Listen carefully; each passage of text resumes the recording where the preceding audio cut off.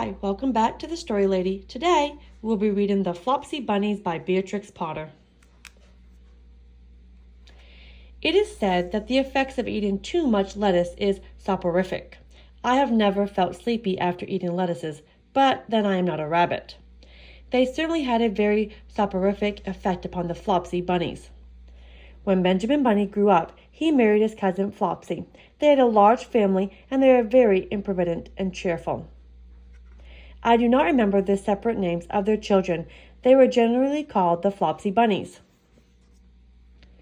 As there was not always quite enough to eat, Benjamin used to borrow cabbages from Flopsy's brother, Peter Rabbit, who kept a nursery garden. Sometimes Peter Rabbit had no cabbages to spare.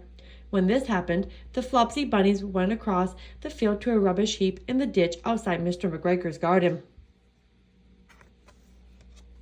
Mr. McGregor's rubbish heap was a mixture.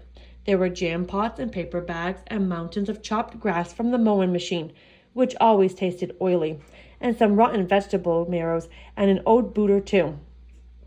One day, oh joy, there was a quantity of overgrown lettuces which had shot into flower.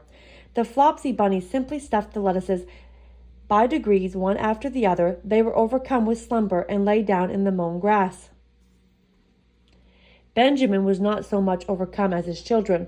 Before going to sleep, he was sufficiently wide awake to put a paper bag over his head to keep off the flies.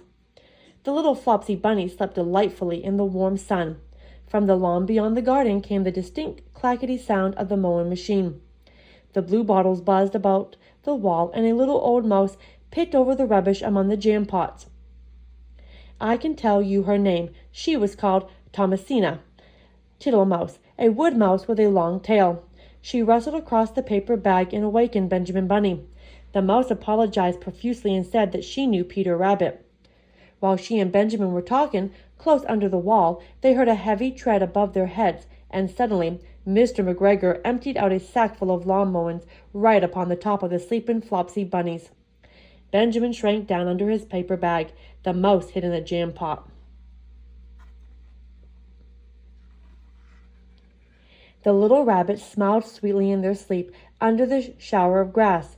They did not awake because the lettuces had been so soporific. They dreamt that their mother Flopsy was tucking them up in a hay bed. Mr. McGregor looked down after emptying his sack. He saw some funny little brown tips of ears sticking up through the long mowings.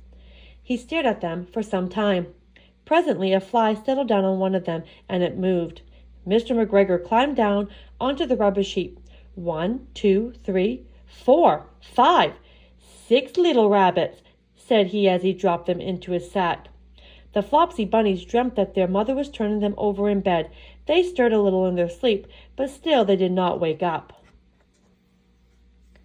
Mr. McGregor tied up the sack and left it on the wall. He went to put away the mowing machine. While he was gone, Mrs. Flopsy Bunny, who had remained at home, came across the field. She looked suspiciously at the sack and wondered where everybody was. Then came the mouse out of her jam pot, and Benjamin took the paper bag off his head, and they told the doleful tale. Benjamin and Flopsy were in despair. They could not undo the string. But Mrs. Tittlemouse was a resourceful person. She nibbled a hole in the bottom corner of the sack. The little rabbits were pulled out and pinched to wake them. Their parents stuffed the empty sack with 3 rotten vegetable marrows, an old blacking brush, and 2 decayed turnips. Then they all hid under a bush and watched for Mr. McGregor. Mr. McGregor came back and picked up the sack and carried it off. He carried it hanging down, as if it were rather heavy. The Flopsy Bunnies followed at a safe distance. They watched him go into his house, and then they crept up to the window to listen. Mr. McGregor threw down the sack on the stone floor in a way that would have been extremely painful to the Flopsy Bunnies if they had happened to have been inside it. They could hear him drag his chair on the flags and chuckle. 1, 2, 3, 4, 5, 6 little rabbits, said Mr. McGregor. Eh? What's that? What have they been spoiling now? Inquired Mrs. McGregor. 1, 2, 3, 4, 5, 6 little fat rabbits, repeated Mr. McGregor, counted on his fingers. 1, 2, 3. Don't you be silly. What do you mean, you silly old man? In the sack. 1, 2, 3, 4, 5, 6, replied Mr. McGregor. The youngest Flopsy Bunny got upon the window sill.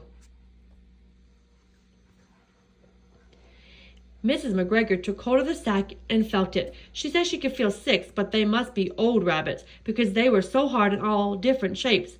Not fit to eat, but the skins will do fine to line my old cloak.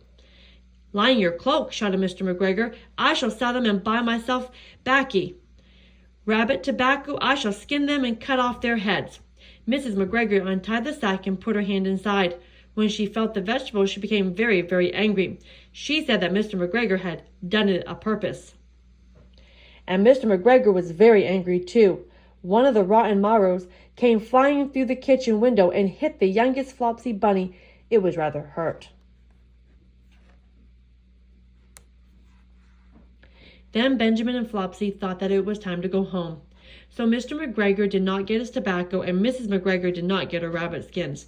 But next Christmas, Thomasina Tittlemouse got a present enough rabbit wool to make herself a cloak and a hood and a handsome muff and a pair of warm mittens. The end.